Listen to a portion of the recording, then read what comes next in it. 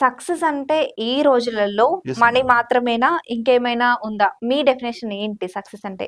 అంటే madam success అంటే ఈ రోజుల్లో వన్స్ అపాన్ ఏ టైమ్ ఒక వేలో డిఫైన్ చేసేవారు. ఈ రోజుల్లో సక్సెస్ అంటే ఉన్న సిట్యుయేషన్‌లో చూస్తే money plays a vital role.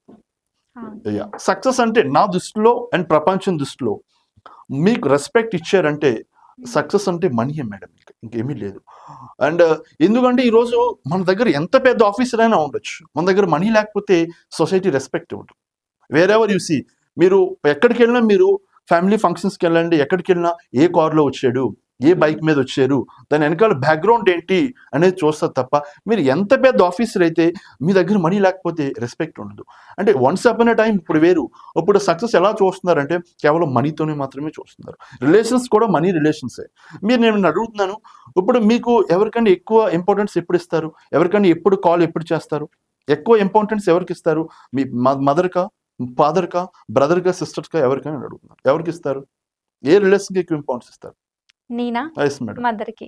No madam. అవసరం ఉంటే ఎవరికన్నా 100 సార్లైనా మనం కాల్ చేస్తాం.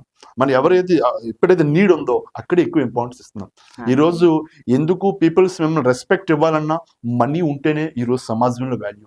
మనీ లేకపోతే ఎంత సక్సెస్ ఉన్నా నో వాల్యూ. అసలు సక్సెస్ అంటేనే మనీ ఈ రోజుల్లో. ఫర్ ఎగ్జాంపుల్ పెద్ద ఆఫీసర్ వేరు. వెనకాల మనీ లేదు. ఎవరైనా ఉంటారా మేడం? వాళ్ళ టీం వర్క్ చేస్తారా? ఆ పెద్ద పేరుంది. సక్సెస్ అనే పెద్ద పేరుంది. దాని వెనకాల వర్క్ చేయాలంటే ఏముండాలి మేడం ఖచ్చితంగా? డబ్బుండాలి. డబ్బుండాలి. డబ్బు లేకపోతే వెనకాల ఎవరు ఉండరు. ఈ రోజుల్లో రిలేషన్స్ కూడా అలా అయిపోయాయి మేడం. చాలా బాధాకరమైన విషయం ఏంటంటే ఈరోజు మనీ లేకపోతే ఎవరు పట్టించుకోరు అసలు. ఎందుకంటే చాలా ప్రపంచం పోరాడేది ప్రతి క్షణం కూడా everyone is fighting day in and day out. Money కోసమే ఫైట్ చేస్తున్నారు. పొద్దున్న లేచిన కాంచి ఎన్ని మీరు చూడండి సైబర్ క్రైమ్స్ ఇవన్నీ కూడా దేనికోసం ఇన్ని యుద్ధాలు చేస్తున్నారు? కేవలం మనీ కోసమే. సో అల్టిమేట్‌గా success is nothing but money ఉంటే ప్రపంచం మీ వెనకాల ఉంటుంది మేడం. మన దగ్గర డబ్బు ఉంటే ప్రపంచం మన వెనకాల తిరుగుతది. ఓకే. Yes madam. ఆపర్చునిటీస్ గురించి మీ లైన్‌లో డెఫినిషన్ చెప్పమంటే ఏం చెప్తారు? ఖచ్చితంగా. మనం ఈరోజు చాలామంది నాకు అవకాశాలు వస్తాయిలే అని ఇంట్లో కూర్చుంటే అవకాశాలు రావు. మనం ఫైట్ చేసి మన స్కిల్స్ ఇంప్రూవ్‌మెంట్ చేసుకుంటే ఖచ్చితంగా అవకాశాలు వస్తాయి. అవకాశం రాలేదు అని బాధపడుతున్నామంటే ఇంకా మనలో ఏదో లోపం ఉంది. మనలో స్కిల్స్ ఏవి తక్కువగా ఉన్నాయి. ఖచ్చితంగా మనలో స్కిల్స్ ఉంటే ఖచ్చితంగా మనం వర్క్ చేస్తే అవకాశాలనేది మన దగ్గరికే వస్తాయి. మన కాళ్ళ దగ్గరికి వస్తాయి మేడం. మన ప్రయత్నం చేయాలి. ఇంట్లో కూర్చొని నాకు అవకాశం రావాలంటే రాదు మేడం. ఇప్పుడున్న దాంట్లో విలేజ్ పీపుల్ ఎక్కువ ఆపర్చునిటీస్ తక్కువ అని ఫీల్ అవుతూ ఉంటారు. అవును మేడం. సో, వాళ్ళకి ఎలా మోటివేట్ చేయాలంటే ఏం చేయాలి? అది అది అవకాశాలు తక్కువ ఫీల్ అవ్వడం అనేది అది నిజం కాదు మేడం. వాళ్ళు కేవలం అలా ఫీల్ అవుతున్నారు కాబట్టి అలా ఉంటది. అవకాశాలు తక్కువని ఎక్కడ లేదు మేడం. అవకాశాలు ఎక్కువ తక్కువని ఎక్కడ ఉండదు.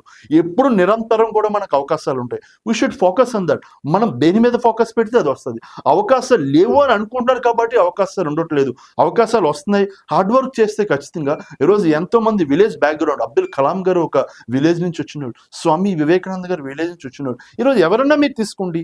తెలంగాణ సీఎం కానీ ఎవరన్నా మీరు టేక్ విజయ్ దేవరకొండ వీళ్ళందరూ కూడా విలేజ్ నుంచి వచ్చారు కదా! మీరు వాళ్ళకి అవకాశాలు ఎలా వచ్చాయి మేడం?